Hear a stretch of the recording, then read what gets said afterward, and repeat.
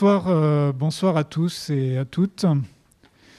Donc nous sommes à peu près au complet dans cette configuration nouvelle de la salle de conférence. Pour les habitués, vous voyez que nous avons fortement écarté les sièges de manière à permettre une certaine distanciation physique entre les participants. De même, vous comprendrez que nous vous demandons de bien vouloir garder vos masques pendant toute la durée de la conférence, même si c'est parfois un peu désagréable. Et tout ça pour garantir le fonctionnement de cette salle de conférence dans les moins mauvaises conditions possibles, compte tenu de l'épidémie que nous traversons. Voilà. Bon, cela dit, au-delà de ces contraintes, moi je suis très heureux qu'on soit en mesure de vous accueillir à nouveau, sans doute dans ces configurations un peu particulières. Sachez que toutes les conférences et tous les événements qui se passeront ici le soir seront systématiquement enregistrés et systématiquement rediffusés sur le site des Archives municipales de Lyon, de manière à permettre à un public plus large ou qui n'aurait pas souhaité ou pu se déplacer d'accéder à ce qui se sera dit. Alors c'est la première conférence depuis mars, puisque voilà, il y a 6 mois nous avons tout arrêté. Et donc c'est comme un symbole que ce soit une conférence consacrée à la présentation de la thèse de mon très lointain prédécesseur Henri Hour, qui a été donc conservateur des archives municipales de Lyon de 1959 à 1988. Alors pour parler de cet ouvrage ce soir, j'accueille donc le maître d'œuvre de la publication de l'ouvrage, qui est donc Pierre-Jean Souriac, et également Marie-Annick Lavigne-Louis, qui parlera de l'œuvre savante d'Henri Hour en relation avec les sociétés savantes locales, puisque ça a quand même été un élément important de son travail. Et même je pense que ça faisait partie de sa conception du métier d'archiviste que d'être vraiment inséré dans ces sociétés savantes et de produire des contenus scientifiques dans le cadre de leurs activités. D'ailleurs, quand on parle de contenu scientifique, c'est absolument prodigieux puisque la bibliographie d'Henri Hour compte plusieurs centaines de titres. Évidemment, des titres très courts, mais quand même. Voilà. Alors, le déroulement de nos interventions se fera classiquement en 3 temps. Donc, j'essaierai de parler brièvement de l'archiviste. Marie-Annick Lavigne-Louis parlera du savant et donc du membre de société savante. Et Pierre-Jean Souriac s'étendra un peu plus pour finir sur la thèse de l'École des Chartes de Henri Hour. Alors, pour parler d'Henri Hour, archiviste, je pense qu'il faut avoir à l'esprit le fait que nous allons parler, même très brièvement, d'un archiviste qui a exercé son métier alors même que 2 grandes révolutions qu'a connues la profession archivistique n'avaient pas complètement eu lieu. La première, c'est bien sûr l'évolution radicale de nos publics, puisqu'il cesse ses activités professionnelles à la fin des années 80, qui sont une période de transformation profonde des publics des archives. Et donc, il n'a pas connu, en tout cas pas dans la même proportion que ses successeurs, ces évolutions qui aboutissent par exemple à construire des bâtiments comme celui-ci, qui était sans doute inimaginable du temps où il a commencé sa carrière, parce que envisager une salle de conférence avec 100 places, une salle de lecture avec 150 places, c'était des choses complètement surréalistes, je pense. Et la deuxième révolution, bien sûr, qu'il n'a absolument pas connue, ou du moins dont il n'a connu que les prodromes, c'est le développement de ce que nous appelons aujourd'hui le numérique, et qui a profondément également transformé notre manière de travailler sur les fonds et notre rapport avec les publics. Donc il faut imaginer un archiviste travaillant et raisonnant avec des réalités de son métier bien différentes de celles d'aujourd'hui. Donc Henri Ours est né le 4 mai 1926 à Toulon et décédé le 16 octobre 2017 à Gerzat, dans le Puy-de-Dôme. Il était fils de Joseph Ours, professeur d'histoire en Cagne au lycée du Parc. Et Henri Ours a obtenu le diplôme d'archiviste paléographe en 1951. Alors, à sa sortie de l'école des Chartes, donc en 1951, il est affecté comme archiviste adjoint au département du Rhône. Il travaille alors au classement de la série G, série donc consacrée au clergé séculier d'Ancien Régime. Et son travail aboutit en 1959 à un très beau répertoire numérique qui est encore accessible sur le tout nouveau portail des archives départementales et métropolitaines. En 1959, il devient directeur des archives municipales de Lyon et il le reste jusqu'en 1988.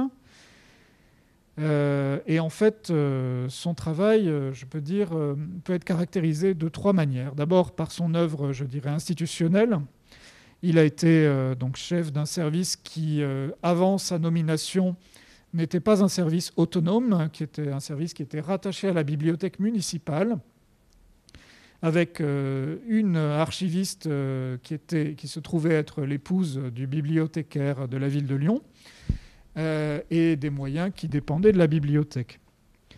Le service, en 1959, était réparti sur deux sites. D'une part, les combles de l'hôtel de ville, et d'autre part, le palais Saint-Jean.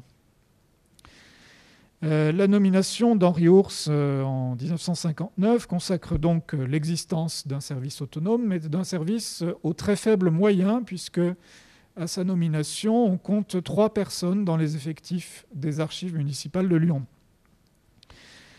En fait, Henri Ours a accompagné, même si je pense qu'il ne s'est jamais pensé comme un manager, il a accompagné la croissance du service, puisque au cours de sa carrière, on a vu le service passer de 3 agents à 15 agents, par réaffectation d'agents présents dans d'autres services ou par recrutement de nouveaux agents. C'est aussi de son temps que le service déménage complètement dans le palais Saint-Jean, en quittant donc les combles de l'hôtel de ville qui étaient totalement inadaptés. Alors on ne peut pas dire qu'il s'intéressait beaucoup aux questions qui préoccupaient à l'époque où il a exercé ses collègues. Et notamment, on ne peut pas dire qu'il se soit beaucoup préoccupé de la collecte des archives contemporaines. Ce n'est pas un théoricien de la question. Et contrairement peut-être à d'autres archivistes qui ont travaillé sur les questions de tri et d'élimination, lui a travaillé un peu différemment. Certes, en 1959, il fait signer une circulaire au secrétaire général de la ville de Lyon expliquant les bonnes pratiques en matière d'archivage. Bien entendu, sous la pression de la Direction générale des archives de France dans les années 1960, il plaide un peu mollement pour la construction d'un nouveau bâtiment d'archives à la Part-Dieu. Mais en fait, dans un cas comme dans l'autre, on ne peut pas dire qu'il ait exercé une action déterminante, puisque dans les deux cas, les arbitrages ne lui ont pas été très favorables. Puisque en fait, le bâtiment de la Part-Dieu n'est pas construit. Au cas, voilà. Et d'ailleurs, il était finalement tellement peu intéressé par ces questions de gestion des archives contemporaines que quand il recevait des fiches, des circulaires de la Direction générale des archives, il les faisait découper en fiches pour pouvoir les insérer dans des fichiers qui, eux, lui paraissaient bien plus utiles. Mais on va y revenir. Alors Henri Ours, c'est là le deuxième aspect de son travail. Il était extrêmement attentif à ce qu'il appelait des traces de civilisation. Et ça, c'est quelque chose dont on va trouver très fréquemment la trace, précisément, dans les fonds des archives municipales de Lyon. C'est ainsi qu'il a conduit des politiques de collecte tout à fait atypiques pour un archiviste. Par exemple, la ville de Lyon se signale par l'existence de séries exhaustives de dossiers de carrière de ses agents depuis la fin du XIXe siècle. Et en fait, ça contraste souvent très fortement avec les politiques de collecte d'autres administrations ou d'autres collectivités qui ne conservent que certains dossiers. C'est aussi les archives de Lyon, un service qui s'est caractérisé et se caractérise toujours par la présence de beaucoup de documents éphémères. Henri Our étant très attentif à la collecte d'affiches. On a ainsi une collection extraordinaire d'affiches de grand format des magasins de la Part-Dieu dans notre magasin des grands formats et qui, je pense, est à peu près exhaustive pour les années 70-80. En fait, très concrètement, il allait sur place et quand les affiches étaient enlevées de leur support, il se faisait donner par la personne qui décollait les affiches un exemplaire. Je crois aussi qu'il avait parfois des accords avec certains imprimeurs pour obtenir directement à la source certaines affiches. Il a aussi participé à la collecte de tracts, notamment pendant mai 68. Et même, nous avons retrouvé il y a quelque temps des sacs en plastique qu'il avait rassemblés, des sacs en plastique de commerce de la Part-Dieu et du centre-ville, qu'il avait rassemblés dans une collection. Alors, c'est vrai qu'avec un regard rétrospectif purement archivistique, dans un premier temps, je me suis posé la question de les éliminer. Et en fait, en discutant avec le directeur du musée de l'imprimerie et de la communication graphique, je me suis aperçu que ce qui me paraissait relativement absurde, à lui, ça paraissait très intéressant. Et en fait, le musée de l'imprimerie a récupéré cette collection qui, en fait, est un témoignage justement de la communication graphique dans les années 70-80, qui n'a pas d'équivalent, en tout cas à Lyon. Et puis, l'œuvre d'Henri Our, c'est aussi la constitution de dossiers documentaires sur des personnalités, des événements, des réalités locales. D'une certaine manière, Henri Our se serait sans doute trouvé très à l'aise avec certaines initiatives de collecte de mémoire du confinement qui ont été lancées par certains services d'archives, des collectes qui consistaient précisément à faire créer des documents d'archives pour qu'ils soient conservés, démarche dans laquelle il n'a pas été possible pour les archives municipales de Lyon aujourd'hui de s'inscrire. De tous ces choix de collecte ont découlé, je crois que c'est le troisième élément de l'œuvre d'Henri Our en tant qu'archiviste, une manière de travailler très particulière. Henri Our était, et toujours d'ailleurs, célèbre dans le service pour les fichiers manuels qu'il a constitués. Donc visiblement, il les constituait en récupérant des papiers jugés inutiles, dont les circulaires de l'administration centrale. Mais ces fichiers, en fait, se révèlent toujours extrêmement intéressants, puisque nous les exploitons encore quotidiennement, non plus dans leur forme originelle, puisque la plupart ont été rétroconvertis et sont maintenant dans notre base de données, mais pour vous donner quelques exemples de fichiers qu'il a constitués, il y a un fichier des événements lyonnais que vous trouvez en première page de notre site sous le titre « C'est arrivé à Lyon » et qui en fait est son œuvre. C'est d'ailleurs un fichier qui a été très largement pillé par la presse régionale à une époque, puisque c'était bien pratique de faire des articles à partir de ces fiches. C'est également lui qui a mis en place un thésaurus maison de description des documents. Thésaurus qui est encore très utilisé puisqu'il a tellement utilisé qu'on ne peut pas faire autrement que s'en servir pour retrouver un document. Voilà, alors sur l'œuvre d'Henri Our, en tant qu'archiviste, je disais en introduction qu'il représentait sans doute un âge passé de l'archivistique.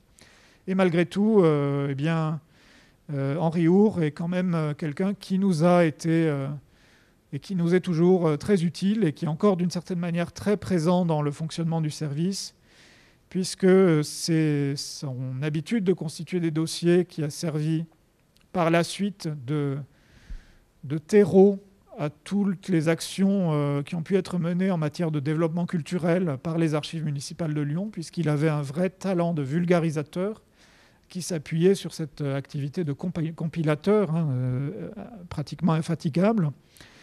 Et puis, c'est également à lui, je pense, que les archives municipales de Lyon doivent le fait d'avoir une base de données d'à peu près 360 000 notices, puisque sa vision de la description des archives a perduré au-delà du passage au numérique, avec une base de données qui est d'une précision parfois assez surprenante.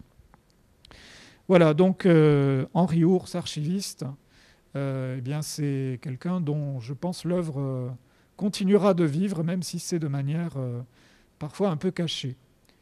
Pour vous donner un exemple de vie cachée du travail d'indexeur d'Henri Ours, quand on a fait une reprise de données de certaines données de la bibliothèque, on est tombé sur un descripteur très étrange, mais qui témoigne aussi de ses convictions personnelles, je pense, puisque en fait, il a indexé des estampes et il y en a une qui est indexée ainsi, Jésus-Christ, Fils de Dieu, Sauveur des hommes. Et en fait, on s'est dit, mais d'où vient ce descripteur dans notre base de données? Et en remontant, on s'est aperçu qu'en fait, c'était Henri Ours qui avait créé une vedette matière sous ce nom-là. Voilà, et donc je pense que beaucoup de choses, en fait, sont encore visibles de façon souterraine, ou du moins sont encore présentes de façon souterraine dans notre manière d'aborder les collections et les fonds des archives municipales de Lyon. Voilà, alors je vais passer la parole à Marie-Annick Lavigne-Louis qui évoquera son travail de savant inséré donc, dans le réseau des sociétés savantes lyonnaises.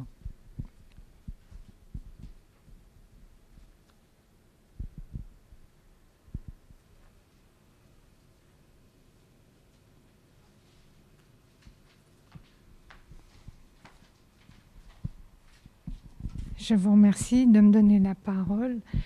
Bonsoir à tous. Je vais donc brièvement évoquer Henri Ours et les sociétés savantes. La publication de la thèse d'Henri Ours, 49 ans après sa soutenance, est le plus bel hommage qui pouvait lui être rendu.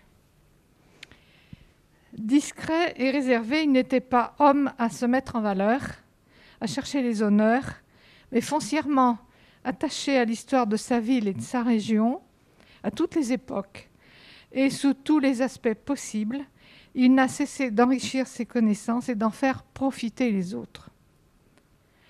Très logiquement, dès le début de sa carrière en 1951, il a adhéré aux associations culturelles où il avait sa place à juste titre et pour certaines qu'il a tour à tour présidé, soit la Société d'Histoire de Lyon, la première, l'Académie des Sciences, Belles-Lettres et Arts de Lyon, l'Académie de Villefranche, le Cercle lyonnais de numismatique et, à l'instigation de son ami Raymond Oursel, l'Académie de Mâcon. Mais il a tenu aussi à s'impliquer dans des sociétés plus modestes qu'il a soutenues, également présidées, et au sein desquelles il a joué véritablement un rôle de passeur. Pour moi, Henri Ours était un passeur. À savoir, la société Rive Gauche, dont il a été très longtemps président, jusqu'en 2014, et dont il a assuré avant de quitter Lyon, il a assuré la fusion de cette société Rive Gauche avec la Société d'Histoire de Lyon. Mais aussi la Société des Amis de Gadagne, l'Académie du Gourguillon et des Pierres Plantées, gardienne des traditions lyonnaises. Le pseudonyme qu'il s'était choisi à son entrée dans cette société très fermée était Sorlin de Thunes. Pourquoi de Thunes? Thunes, qui est un ancien nom, un ancien toponyme de la colline de Fourvière, rappelle qu'Henri Ours a longtemps habité un appartement de fonction dans l'ancien couvent des Carmes de Chaussée, chemin de Montauban. où étaient installées les archives départementales. Et Henri Ours a également étendu son action au département du Rhône, à savoir l'Araire. Et bien sûr, le préinventaire des monuments et richesses artistiques du Rhône, créé par le préfet en 1975, selon le vœu d'André Malraux, avec l'appui du sénateur Delorme. Dans l'allocution que François-Régis Cottin prononça en 1990 pour la remise à Henri Ours du volume de ses mélanges, a rappelé que celui-ci a voulu faire du Palais Saint-Jean une maison des sociétés savantes autour des archives municipales. 3 grandes sociétés y eurent ainsi leur siège, l'Académie qui y est toujours, on ne sait pas pour combien de temps encore, la Société historique et la Société académique d'architecture, donc la Société historique qui a migré aux archives municipales, et la Société académique d'architecture qui a aussi un nouveau local. Pour Henri Ours, être membre d'une société savante, ce n'était pas assister passivement à des conférences comme l'on va au spectacle, c'était assumer un rôle social. À ses yeux, chacune de ces sociétés avait une vocation en propre qu'il s'était forcé de valoriser. Je donnerai un petit détail pour montrer l'humour sous ses aspects très sérieux et assez guindés. Il avait des côtés, il avait beaucoup d'humour, à preuve que vous avez dit quelquefois Henri Ours, quelquefois Henri Ours. Il voulait être appelé Henri Ours. Et d'ailleurs, son ex-libris était un petit ourson, un charmant petit ourson. Voilà. Écoutez, je vous remercie de votre attention.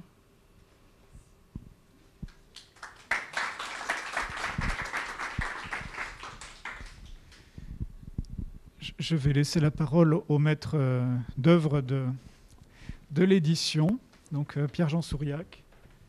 Je crois que ce micro fonctionne.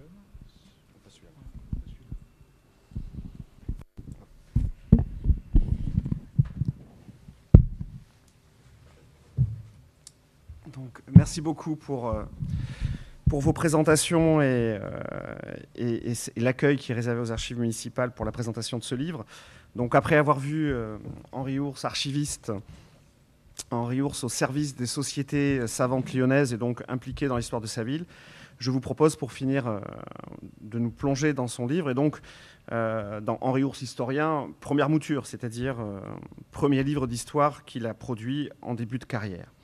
Alors, l'objet du livre qu'on va vous présenter, hein, voilà, vous l'avez présenté derrière moi, qui est sorti au printemps dernier, en plein confinement. Voilà, donc on a continué à travailler malgré tout. C'est un livre qui est à la fois simple et complexe, qui est dans son sujet qui pourrait paraître finalement assez évident pour un historien des guerres de religion. C'est passer à la loupe 4 années cruciales dans l'histoire des guerres de religion.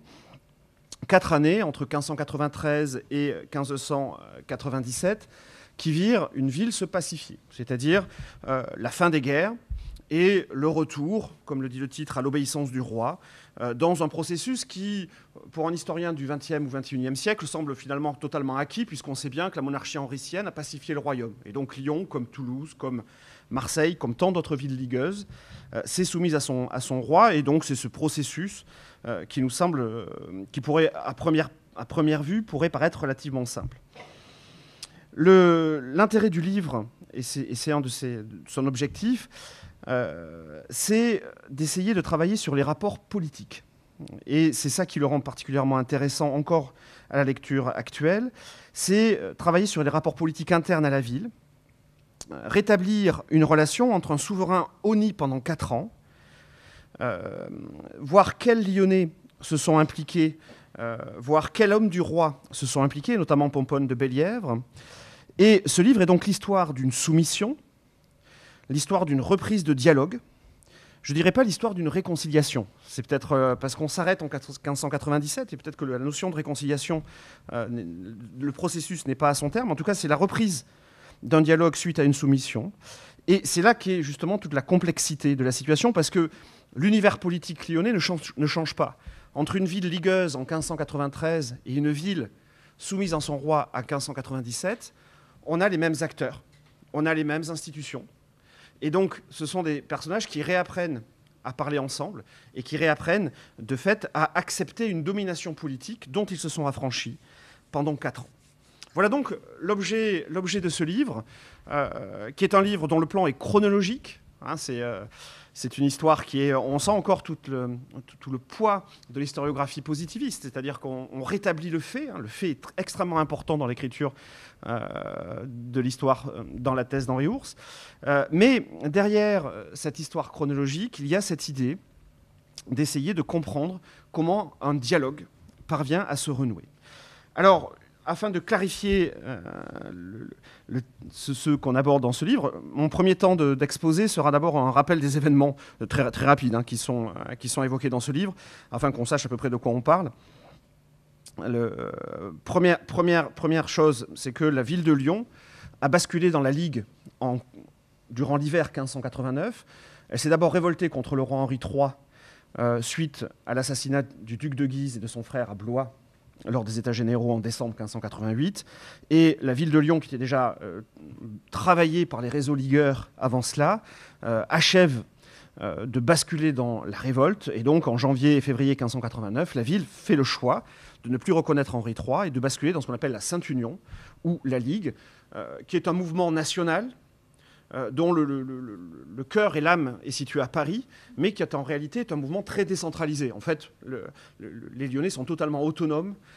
Ils ont des rapports assez distants avec ce qui se passe à Paris, et notamment autour du duc de Mayenne. Et les Lyonnais sont face à leurs propres choix idéologiques et religieux, mais également face aussi à leur propre guerre qu'ils ont à gérer tout seuls. Donc c'est un mouvement en fait national, mais très décentralisé. Et la ville est donc en révolte à partir de l'hiver 1589. Le livre d'Henri Ours s'ouvre alors sur le premier événement qui va marquer la bascule de Lyon dans l'obéissance au roi, qui a lieu le 18 septembre 1589. À cette occasion-là, donc le 18 septembre 1593, la ville de Lyon est le théâtre d'agitation, d'émeutes, plus ou moins encouragées par le consulat, et qui s'en prennent au gouverneur ligueur de la ville, qui est le duc de Nemours, qui est alors arrêté et qui est enfermé dans la prison du château de Pierre-Cise, que vous voyez représenté derrière moi, qui est cette citadelle, ancien château de l'archevêque, qui sert essentiellement de prison à ce moment-là. Et la nature de l'opposition n'est pas une nature religieuse ou idéologique, c'est les Lyonnais reprochent au duc de Nemours d'imposer trop d'impôts pour entretenir ses soldats et de rendre la ville totalement exsangue d'un point de vue financier. Et donc c'est pas du tout une opposition à la Ligue, c'est une opposition au chef de guerre de la Ligue. Ce qui fait que le soir du 18 septembre 1593, le duc de Nemours, sur l'ordre du consulat, est arrêté, enfermé dans la citadelle de Pierre-Cise. L'archevêque de Lyon, Pierre d'Épinac, n'est pas inquiété, mais lui aussi, qui est un ardent ligueur, regarde cela d'assez loin. Et la ville assume, de fait, un coup de force contre celui qui représente les intérêts militaires du parti. Et donc on est dans un paradoxe tout à fait étonnant, qu'on a une ville ligueuse qui s'oppose au chef militaire officiel de la Ligue dans la région et qui va tout de suite écrire aux autres cités ligueuses du royaume, et notamment à Paris, dès le soir même, toute la fidélité qu'elles ont pour la Sainte Union et pour le mouvement ultra-catholique. Et donc là, voilà, c'est là où on commence, vous voyez, on rentre dans un processus plein de contradictions. Une ville qui se révolte contre le représentant officiel du mouvement national qui est le duc de Nemours, mais qui dit pour autant rester dans ce mouvement national. Et donc, vous l'aurez compris, c'est un début de fragilisation des positions ultra-catholiques à Lyon. Et ce début de fragilisation va conduire, pendant les mois qui suivent, entre septembre 1593 et février 1594, à un véritable affrontement entre factions, celles qui veulent rester radicalement opposées au roi, celles qui veulent rester catholiques tout en acceptant de négocier au moins la fin des combats, au moins une trêve avec le roi pour arrêter de payer des impôts et payer des soldats, et puis ceux qui sont favorables à se soumettre à Henri IV. Et donc là, et c'est ce que Henri Ours dissèque véritablement à travers les sources dont je parlerai tout à l'heure, qui va conduire progressivement la ville à se polariser autour de factions contradictoires. Et cette polarisation autour de factions opposées explose autour de 3 jours d'émeutes qui ont lieu entre le 7 et le 9 février 1594, donc on est 7 mois après l'emprisonnement du duc de Nemours. Et au cours de ces jours d'émeutes, la ville se hérisse de barricades. J'y reviendrai tout à l'heure, mais on ne sait pas trop pourquoi. Enfin, elle se hérisse de barricades. Au bout de quelques jours, au bout d'une journée de prise d'armes, ces barricades commencent à s'en prendre à la Ligue et appellent le retour du roi. Mais ce n'est pas tout de suite, hein, c'est au bout de 24 heures. Donc ça aussi, ça soulève un certain nombre de problèmes. Et à l'issue et à la fin de la 2e journée d'émeutes, on ouvre la porte au chef de guerre royal, qui est le maréchal d'Ornano, qui est présent à quelques kilomètres de la Guillotière. Ça tombe bien. Hein, là, il y a un heureux hasard savamment calculé. Et le maréchal d'Ornano rentre par la Guillotière, rentre dans Lyon, va faire une station à Saint-Nizier, qui est quand même le lieu du pouvoir municipal, et ensuite reçoit de la part des consuls la soumission de la ville. Dans la nuit et, et au cours de la journée du lendemain, donc là on est le 9 février, entre le 9 et le 10 février, le consulat se purge de ses mouvements, de ses membres les plus radicaux, et donc pour ceux qui connaissent un petit peu l'histoire de Lyon au XVIe, le fameux Claude de Ruby, hein, c'est à ce moment-là qu'il part, Claude de Ruby, la ville se soumet pleinement au roi, et donc c'est ce qu'on appelle la réduction de la ville de Lyon. Henri IV en a informé quasiment dans les 48 heures, hein, les courriers vont vite, et il s'en réjouit, et Lyon rentre par ce coup de force dans le giron royal. Suite à cela, le livre d'Henri Ours va couvrir les 3 années qui suivent, de 94 à 1597, pour essayer de comprendre en quoi ce coup de force, qui est un événement, va donner lieu à ce processus de reprise de dialogue. Et en fait, il va, là aussi, en disséquant au jour le jour les événements lyonnais, nous montrer comment se passe cette pacification, quelles sont les structures, en tout cas, quels sont les éléments structurels de cette pacification. Alors, juste sur les événements, effectivement, oui, je vous ai pas... sur les événements lyonnais de ces 3 jours de février 1594, on a tiré l'illustration qui fait la couverture du livre, qui est un pamphlet allemand, en langue allemande, hein, que vous voyez affiché derrière moi, qui en fait est un pamphlet écrit en allemand à partir d'un récit de Dutillé qui raconte en français les événements de Lyon. D'accord ? Donc, dans le livre qui vous est présenté ici, en annexe, de manière assez ironique, on a proposé une traduction du pamphlet allemand qui, en fait, est une traduction d'un texte allemand qui lui-même a traduit un texte français. Donc, c'est un peu le chien qui se mord la queue. Mais bon, voilà, le principe, c'était quand même de revenir sur non pas prendre la source, mais de prendre le texte qui a été traduit en allemand. Et c'est une illustration qu'Henri Ours n'avait pas vue dans sa thèse. Je pense que là, et par rapport à ce que disait M. Favre-d'Arcier, l'absence de ressources numériques aussi importantes telles qu'on peut l'avoir aujourd'hui fait que c'était plus difficile d'identifier cette source aux estampes. Et donc, le texte, on a le récit de ces 3 journées de barricades, et puis vous avez cette gravure colorisée qui représente symboliquement les événements de Lyon. Donc évidemment, vous reconnaissez Lyon, hein, on est tous d'accord. Nous avons derrière moi le portrait de la ville de Lyon, mais c'est pas grave, on sait que c'est Lyon. Et notamment, vous repérez ici de manière assez précise, vous avez ici le maréchal d'Ornano qui rentre dans la ville avec son épée. Et on voit bien qu'il rentre dans la ville par la Guillotière parce qu'il franchit le pont du Rhône, que vous voyez ici. Donc ici, on a la Guillotière, ici, on a le pont du Rhône. Il rentre dans la ville, et il est soutenu dans la ville par ses partisans qui arborent alors l'écharpe blanche du roi de France, qui est un des signes de ralliement de la ville, et Jacques Jacquet, qui est à la municipalité à ce moment-là, qui est le principal partisan du roi, va accrocher à la façade, alors on ne sait pas exactement où, on pense que c'est place du gouverneur, ou enfin, dans ce qui est l'hôtel de ville, ou du côté de Saint-Nizier, on ne sait pas trop, vous voyez. Il va afficher un portrait d'Henri IV, donc qui a été préparé à l'avance, dans lequel on a un portrait du souverain en armure, avec les lauriers de la victoire, et le blason royal qui rappelle la soumission, qui appelle à la soumission au roi, qui va être exposé dans la ville pendant les 3 jours d'émeute, et qui va servir un petit peu de lieu de procession des Lyonnais qui vont venir se... Alors c'est ce que dit le récit, hein. Après, Henri Ours dit, est-ce qu'ils ont vraiment tous construit ça, on ne sait pas trop, mais en tout cas, c'est un point sur lequel vont converger les royalistes un petit peu pour se manifester aux yeux de tous dans leur choix politique de se soumettre à la ville. Et derrière, vous avez des feux de joie pour cette soumission au roi, et sur la gauche, vous avez une pyramide qui représente la Ligue catholique qui prend feu et qui est en train de s'effondrer. Donc on a une gravure qui est extrêmement symbolique, qui représente Lyon sans représenter Lyon. En fait, c'est des éléments iconographiques qu'on retrouve dans toute une série de gravures, de soumissions de villes ligueuses. Donc c'est vraiment un travail de commande. Hein, mais l'événement lyonnais, en tout cas dans sa thèse sur l'histoire sur Lyon au XVIIe siècle de Yann Lignereux, il commence vraiment par commenter cette gravure et il insiste bien sur ce qui fait le centre de cette gravure et qui est singulier à Lyon, c'est la représentation d'Henri IV qu'on voit ici et qui a été installé dans la ville. Alors, une fois ceci passé, donc, on rentre dans le processus de pacification pendant 3 ans. Et alors, le livre va scander ce temps de pacification. Le premier temps, c'est l'arrivée à Lyon d'un représentant direct du roi, qui est Pomponne de Bellièvre.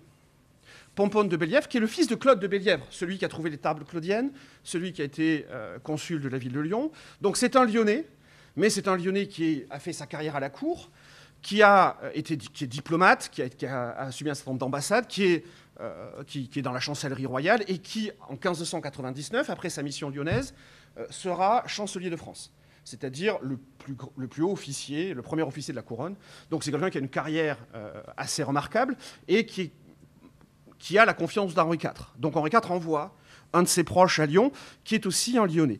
Et le travail de Bellièvre, à partir de 1594, va être de régler les problèmes issus de la guerre, c'est-à-dire la question militaire.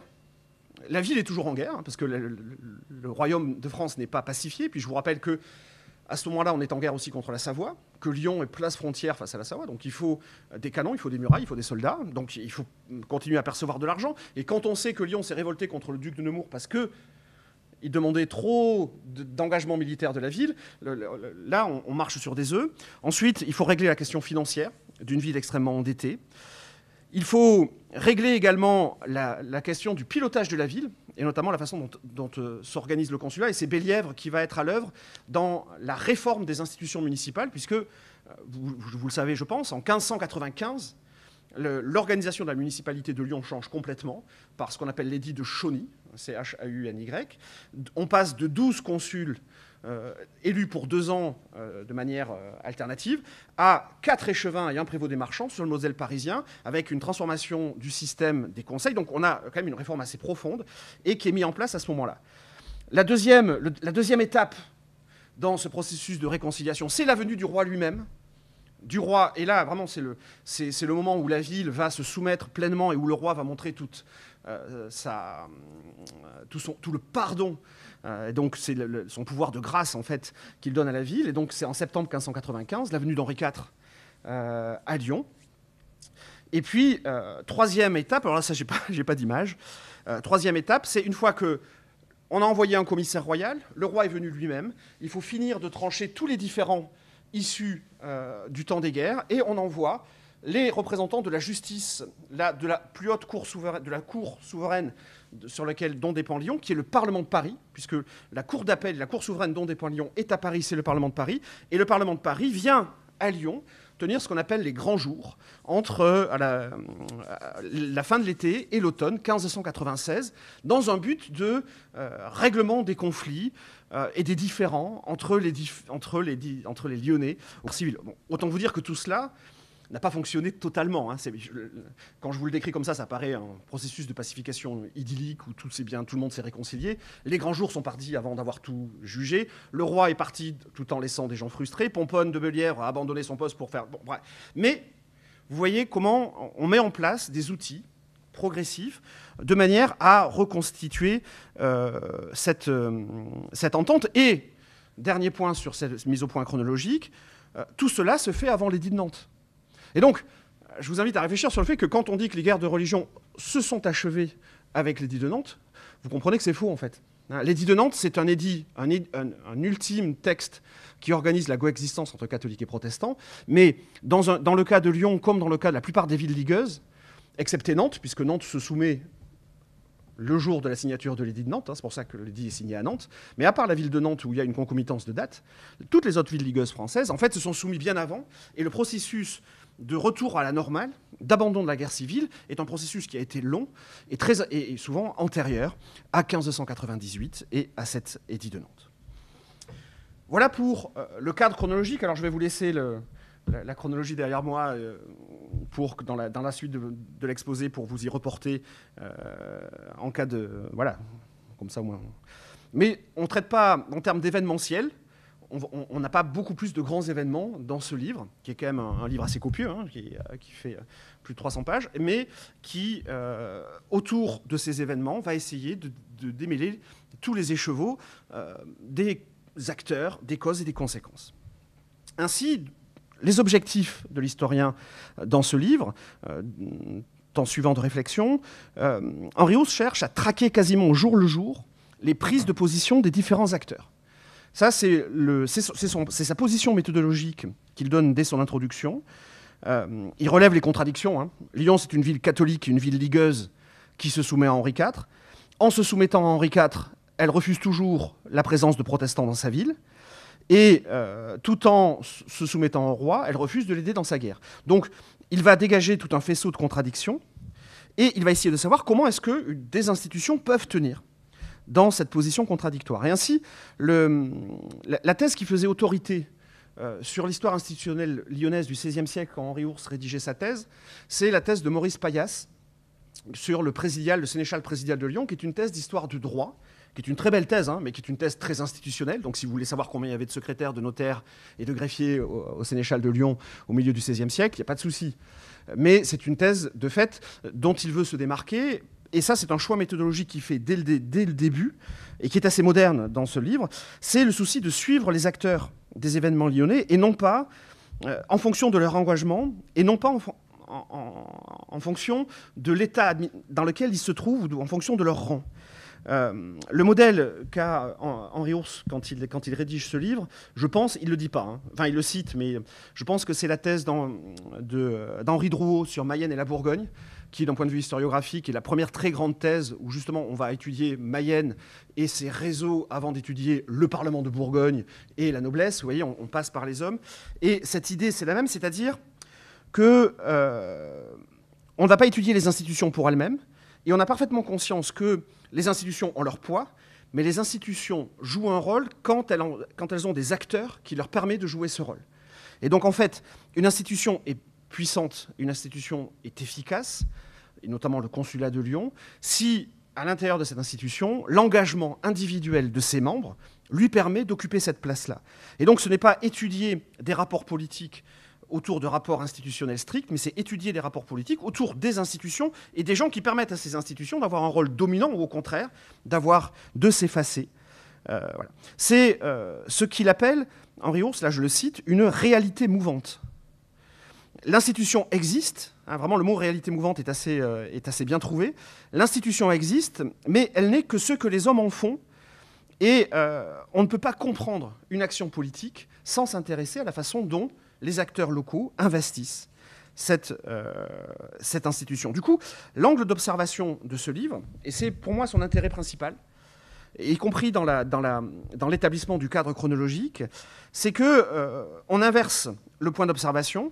Ces archives sont essentiellement institutionnelles, mais avant de regarder les institutions, il va traquer les différents acteurs. Il va traquer ce qu'il appelle ce peuple, sans vraiment le définir, donc ça c'est assez discutable, mais on déplace l'observation des structures institutionnelles à l'engagement individuel. Du coup, l'objectif de ce livre, et qui est assez bien rendu, c'est qu'on a une histoire de la décision politique, ou plutôt une histoire de l'indécision politique aussi. Parce que des fois, et on va le voir très bien ici, le consulat attend, il dit voyons ce qui se passe dans la rue, et puis demain matin, on prendra la décision. Mais on sait bien qu'on fonctionne, beaucoup d'institutions aujourd'hui fonctionnent aussi comme cela. Et du coup, la problématique n'est pas de savoir comment fonctionne l'institution, c'est de savoir comment elle va prendre cette décision en fonction du contexte, des gens qui la composent.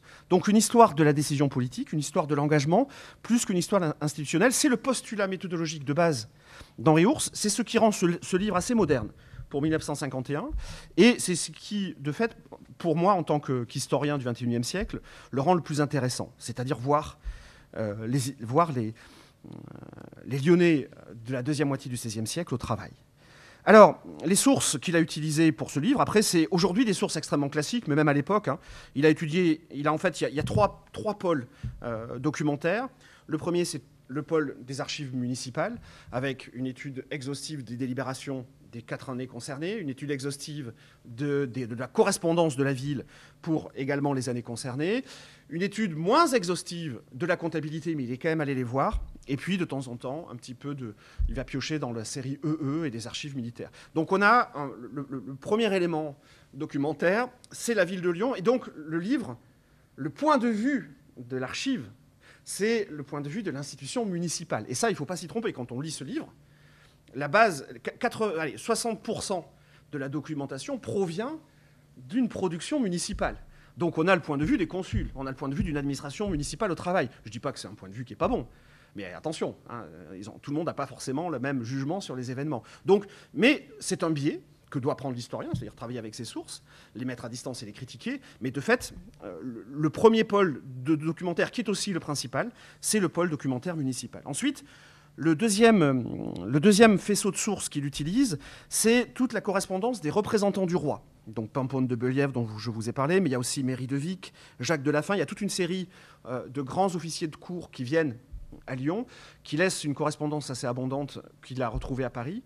Et donc là, on a le point de vue de la cour et des représentants du roi, qui permet de pondérer le strict point de vue municipal. Et enfin, troisième élément documentaire de ce travail, c'est les archives des grands jours.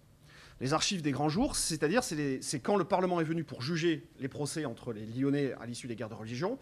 Il a travaillé sur ce fond-là. Et alors là, vous allez me dire, bon, bah, c'est l'institution royale. En fait, les archives des grands jours ne nous intéressent pas pour les grands jours. Elles nous intéressent parce que dans les archives des grands jours, il y a les Lyonnais qui racontent pourquoi ils se sont battus avec leurs voisins.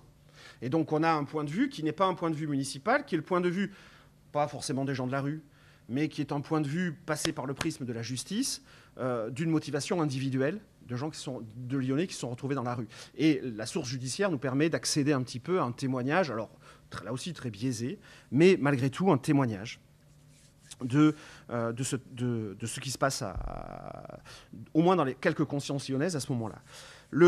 Henri Ours le reconnaît lui-même, et c'est une vérité. Ce qui manque pour achever l'aspect un peu total de ce livre, c'est un travail sur les sources financières. Il reconnaît qu'il n'a pas eu le temps.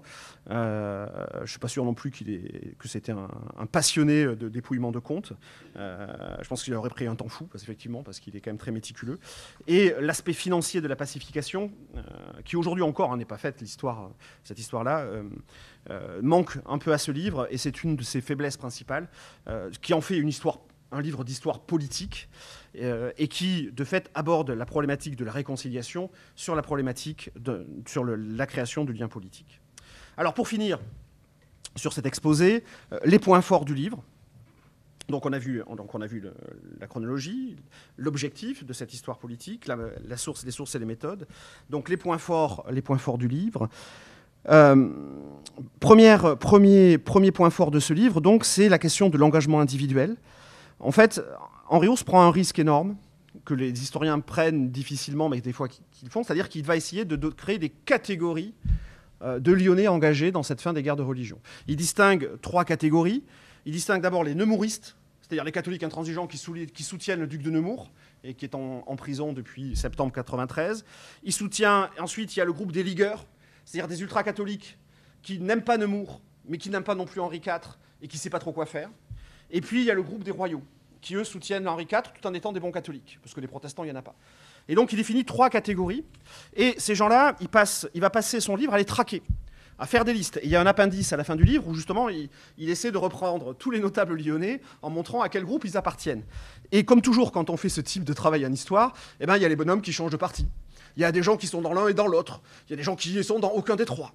Et c'est toujours un risque de faire cela. Donc il faut lire ces pages d'Henri Ours avec toute la... je dirais un petit peu avec la mansuétude. Voilà, quand on fait ça, forcément, c'est critiquable. mais en même temps, on essaie de modéliser des rapports. Et sur la fin de la Ligue à Lyon, Henri Ours, il s'est situé dans un débat, qui n'est pas un débat vif, hein, ça n'a pas animé l'historiographie française des années 50, mais quand même. Vous aviez la thèse de Jean-Hippolyte Mariéjol, qui venait juste avant de mourir, qui a écrit un livre sur le fameux duc de Nemours. Et pour lui, les événements lyonnais, c'est une opposition entre l'archevêque Pierre d'Épinac et le duc de Nemours, et entre la ville est juste un théâtre qui observe le combat entre ces deux géants.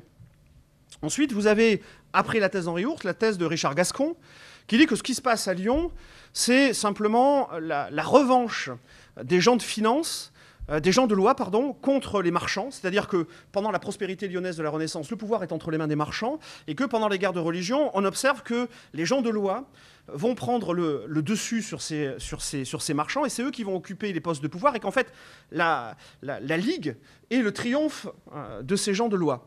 Sauf que quand on regarde après le début du XVIIe siècle, même après la Ligue, il y a toujours les gens de loi qui sont au pouvoir. Donc la thèse de Gascon, elle peut être intéressante, mais son explication ne va pas jusqu'au bout. Et si on prend le livre de Yann Lignereux sur Lyon et l'absolutisme royal, pour lui, c'est une lecture des élites lyonnaises complètement séduite par le modèle d'une monarchie rationnelle qui est celle d'Henri IV et qui va adhérer dès 1595-1596 au modèle proposé par le roi.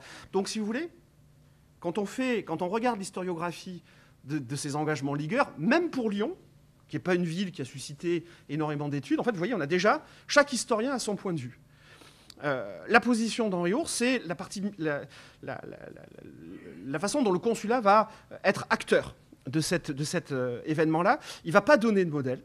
Il va définir ces trois catégories. Il va repérer les gens qui passent de l'un à l'autre. Et son livre, en l'état, est plus un outil ensuite pour les historiens d'aujourd'hui pour essayer de comprendre et de s'inscrire dans des modèles que véritablement un schéma de pensée sur ces rapports de force-là. Ce qui manque dans ce livre et qui aujourd'hui est beaucoup plus présent dans l'historiographie contemporaine par rapport à cet engagement partisan, c'est le poids de l'étranger. Dans le livre, le roi d'Espagne, Philippe II, apparaît. Vous savez que Philippe II a financé une partie de la Ligue à Lyon. Il y a aussi le duc de Savoie. Le duc de Savoie, le fameux duc de Nemours, c'est un cousin du duc de Savoie. Et le duc de Savoie, il regarde avec avidité la Provence qui se déchire pendant les guerres de religion pour espérer la récupérer pour son territoire. Il y a des ambitions. Et la disparition... Et là, le poids des réseaux internationaux sur Lyon n'apparaît pas assez dans ce livre. Mais en fait, c'est parce que c'est quelque chose qui, dans l'historiographie des guerres de religion, a une quinzaine d'années. Il y a quelques belles thèses là, qui viennent d'être soutenues, notamment sur le rôle de la Savoie et sur le rôle de l'Espagne. Donc là, voilà, là-dessus, le livre est un peu plus fragile. Et du coup, ça permet de voir aussi des engagements individuels sous d'autres aspects. Deuxième aspect intéressant de ce livre, c'est le comportement de la rue. La façon dont Henri Ours étudie le peuple. Il part du discours traditionnel du populaire qu'on a dans les guerres de religion ou qu'on a à Lyon, le populaire, qui est toujours le bouc émissaire. C'est le peuple qui sort parce qu'il a peur de faim, il a peur de mourir de faim, il a peur du virus, il a peur de quoi que ce soit.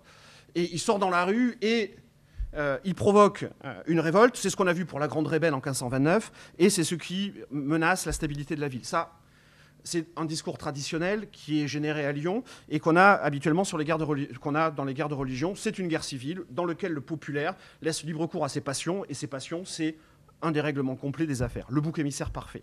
Et là-dessus, je vous invite vraiment à regarder les chapitres qu'il écrit sur les émeutes de février, du 7 au 9 février 1594. Il fait un travail extrêmement minutieux, mais quasiment à l'heure près, en disant, voilà, alors ça commence par une rumeur. Cette rumeur, elle commence à cet endroit. Elle a un relais à tel endroit, elle a un relais à tel autre. Une fois que la rumeur est lancée, les gens sortent dans la rue pour ouvrir des barricades. Manifestement, ils ne savent pas pourquoi. Ensuite, le lendemain, on s'aperçoit que ces gens qui ont des barricades, ils ont des écharpes blanches. Mais d'où sortent ces écharpes blanches? Et là, Henri Ours, et c'est génial, dans la comptabilité de la ville, pour le coup, il a étudié pour 1594, il observe que 3 mois plus tard, on paye un tisserand. Le consulat paye un tisserand qui a cousu des écharpes blanches et qui ont été distribuées le 8 février aux types qui sont sur des barricades sans trop savoir pourquoi. Et à partir de là, on bascule sur Vive le roi. Donc il y a des gens qui vont crier Vive le roi. Et ce qui fait, en fait, c'est un véritable travail de manipulation de l'émeute. Et ça, c'est extrêmement intéressant parce que c'est rare de pouvoir avoir ça, surtout pour le XVIe siècle. Sa méthode extrêmement méticuleuse de croisement de sources pour arriver à essayer de définir l'événement, des fois c'est un peu laborieux à lire, mais une fois qu'on l'a lu et qu'on met un peu de recul, on se dit, en fait, on a un processus de manipulation de l'opinion alors que le terme d'opinion n'existe pas, par le milieu monarchiste, par les soutiens à Henri IV, qui, de fait, sentent en février que là, le moment est bon pour que la ville rentre en ébullition, et ils jouent leur carte de l'émeute. Et une fois que la carte de l'émeute est lancée, ils font tout pour l'orienter en faveur de la soumission au roi, et ils réussissent. Alors, c'est une interprétation. Et je pense qu'on peut opposer sur le fait qu'il y a aussi des contingences qui échappent et que les Lyonnais sont peut-être descendus dans la rue pour tout à fait d'autres affaires. Et la lecture de l'événement peut être un peu téléologique, puisqu'à la fin, on sait que c'est les royaux qui ont gagné. Malgré tout, même si on n'est pas obligé de tout suivre, et si on peut dire que l'histoire est faite de contingences et de choses non prévues, là, on voit des processus de manipulation à l'œuvre dans l'espace urbain, et c'est extrêmement intéressant. Et ça aussi, c'est un point fort qui est lié à la méthode, en fait, qui est lié à la méthode de définir à l'heure, heure après heure, les événements que l'on rencontre. Le champ d'études qui est absent, du coup, on regarde cela, le champ d'études qui est absent, c'est le champ d'études du religieux. Et alors là, voilà, Henri Ours, c'est un élève de l'école des Chartes de 1951, dans lequel qui bénéficie de toute la tradition historiographique française qui date des guerres de religion elles-mêmes, dans lequel les guerres de religion ne sont pas des conflits religieux, mais sont des conflits de partis, dans lequel la religion est instrumentalisée au profit de tel aristocrate ou au profit du roi. Et donc, il n'y a pas de religieux. Il y a des capucins, il y a des jésuites, il y a des prédicateurs, mais ils ne sont pas étudiés en tant que animateurs des consciences spirituelles et des consciences religieuses des fidèles. Ils sont étudiés comme animateurs de rue, comme meneurs d'émeutes. Donc, du coup, on a une lecture du religieux qui est absent. Et en fait, d'un point de vue historiographique, ça, c'est ce qui date ce livre. Parce que dans l'historiographie française, à partir des années 70-80, justement, on réapplique une grille de lecture religieuse des événements, sur les événements des guerres de religion, où on essaie d'expliquer les guerres de religion par l'engagement religieux et confessionnel de ces acteurs. Et là, c'est totalement absent. Et du coup, ça atténue un petit peu ce travail sur la rue et sur cette recherche d'opinion, parce que, voilà, mais il manquait les outils conceptuels qu'un historien d'aujourd'hui peut retrouver. Enfin, deux derniers points, et puis j'en finirai. Deux derniers points sur les intérêts de ce livre. Là aussi, avant l'heure, c'est tout un livre sur l'enjeu de la pacification. Et ça aussi, je pense aux quelques étudiants que j'ai au fond qui ont subi les cours sur les guerres de religion. Il y a toujours, aujourd'hui, quand on fait un cours sur les guerres de religion, il y a toujours ou un chapitre ou une dernière partie qui compte autant que les autres sur la pacification, l'invention de la coexistence. Ce n'était pas le cas à l'époque d'Henri Ours, mais ce texte est un outil pour comprendre cette pacification. On voit comment, c'est ce que je racontais tout à l'heure, avant l'édit de Nantes, on solde la guerre avant de solder des conflits religieux. Et donc, du coup, c'est un élément important. Mais ce qui est encore plus important, c'est la singularité lyonnaise, ou comment, dans une ville ligueuse, on parvient à introduire une pacification religieuse tout en excluant les protestants, puisque Lyon va bénéficier d'un interdit d'installation d'un culte, et Lyon va rester une ville monoconfessionnelle et catholique jusqu'au XVIIIe siècle, et dans lequel, finalement, ce qui compte dans la pacification, ce sont les finances, et non pas le retour des protestants, et ça ne choque personne à cette époque-là. Et le roi l'accepte, et même le parti protestant, finalement, ne va pas trop... alors que Lyon a été, souvenez-vous de l'exposition aux archives municipales il y a une dizaine d'années sur Lyon, capitale protestante, malgré tout, 30 ans plus tard, l'exclusion du protestantisme lyonnais ne pose pas de problème dans cette pacification, et ça, je pense que c'est un élément qui est abordé et qu'on pourrait creuser. Et enfin, un dernier point que j'ai gardé pour la fin, sur le dernier point saillant de ce travail, c'est la réflexion sur la jeunesse de l'État, la jeunesse de la centralisation de l'État. Et c'est une réflexion qui, à mon avis, est la plus vieillie. Je me demande si ce n'était pas, à le lire, peut-être que je me trompe, mais je me demande si ce n'était quand même pas le projet initial d'Henri Ours. En fait, il travaille sur la fin de la Ligue à Lyon. Je me demande s'il ne voulait pas travailler sur Pomponne de Bellièvre en tant que commissaire du roi. Et qu'en travaillant sur Pomponne de Bellièvre, il a trouvé énormément de choses sur cette fameuse reprise de dialogue, et que finalement, il a fait évoluer son sujet de thèse. Parce que Pomponne de Bellièvre, dans ce livre, c'est la star. D'ailleurs, il a un chapitre à lui tout seul, on en parle quasiment à toutes les pages. Et c'est le personnage, justement, de cette médiation entre la révolte et la soumission qui parvient à adapter les discours. Et dans ce livre, il y a quelques lignes que j'avoue un peu fastidieuses, dans lesquelles Henri Ours pose la question « Bellièvre est-il la préfiguration de l'intendant ?» est-il le premier intendant de France? Vous savez, la monarchie française, dans la vision de la monarchie française, à partir de François Ier, mais surtout à partir des Bourbons, à partir d'Henri IV, on parle de ce qu'on appelle la mise en place de l'absolutisme politique, d'une centralisation toujours plus forte. Et dans cette centralisation toujours plus forte, il y a l'envoi de commissaires par le roi, et ces commissaires prennent le titre d'intendant. À Lyon, ils s'installent au milieu du XVIIe siècle, ils sont place Bellecour, et ils incarnent un petit peu cette monarchie administrative. Et il y a tout un courant historiographique français de l'après-guerre, enfin même juste avant-guerre et d'après-guerre, qui se pose cette question de la jeunesse de l'État absolutiste, d'où viennent ces intendants. Et je pense qu'Henri Ours, au départ, s'inscrivait dans cette problématique-là.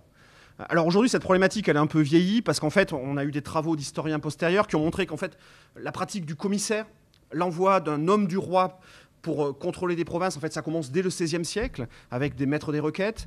Un travail très récent sur les paix de religion. Et en fait, on s'aperçoit qu'à chaque paix de religion, on envoie un commissaire ou 2 commissaires d'application de la paix, un catholique et un protestant, qui sont des hommes du roi, dont la compétence est toujours au-dessus des instances locales et qui s'imposent.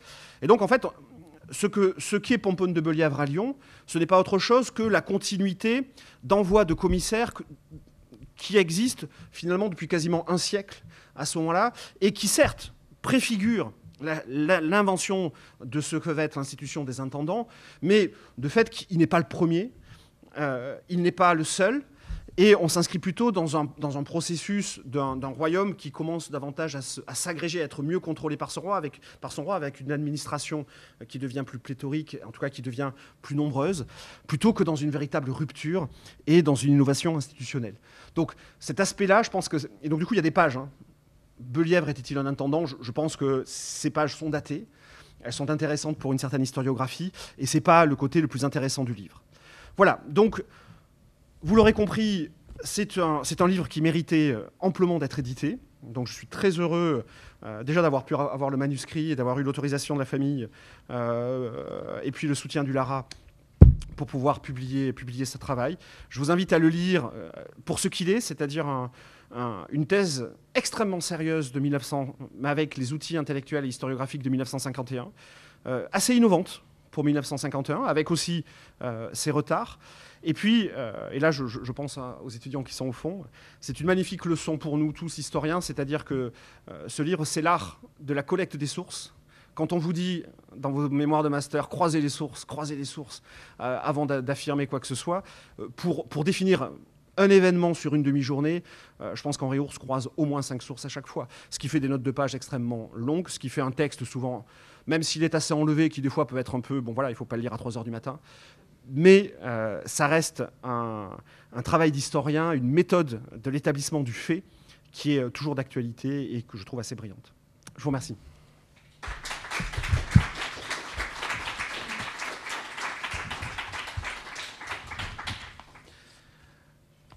Du coup, je crois qu'on en a fini. Si vous avez des questions, je pense qu'on peut les poser. Il y a quelques exemplaires qui sont à la lecture. Il y a des bulletins de commande. Enfin, c'est Madame Chadier qui s'occupe de tout ça, si vous voulez les voir. Et puis sinon, on peut répondre à quelques questions.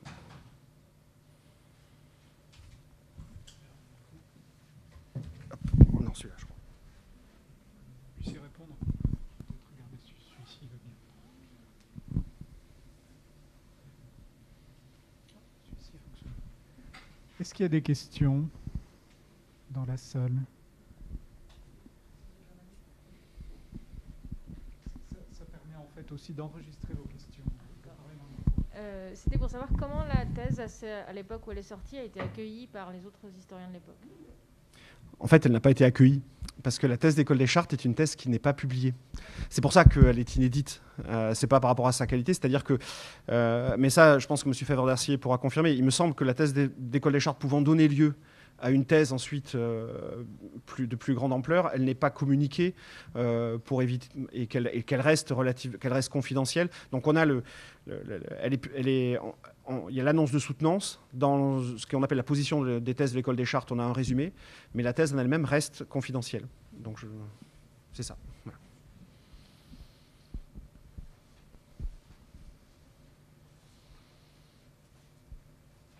Pas d'autres questions? Bien, merci beaucoup pour votre attention et pour votre présence.